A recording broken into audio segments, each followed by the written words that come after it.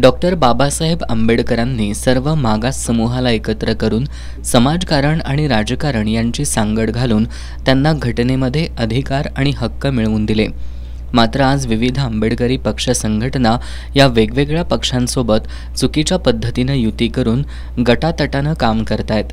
आज संविधान बदलण्याची भाषा होतीये, खासगीकरण करून नोकऱ्यांमधील आरक्षण संपवलं जातंय, शाळांना स्वायत्तता देऊन शैक्षणिक आरक्षण संपवलं जातंय, विकासाचा मुद्दा बाजूला ठेवून धार्मिक आणि भावनिक वाद निर्माण केले जात आहेत।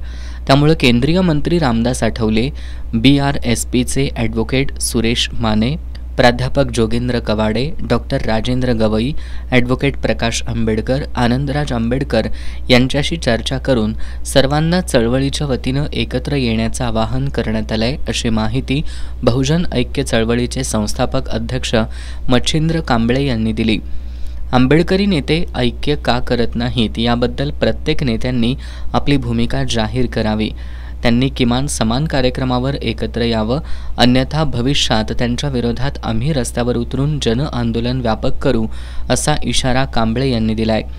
पत्रकार बैठकीला सुरेश पाडळीकर, दिलीप कांबळे, सुरेश कांबळे उपस्थित होते।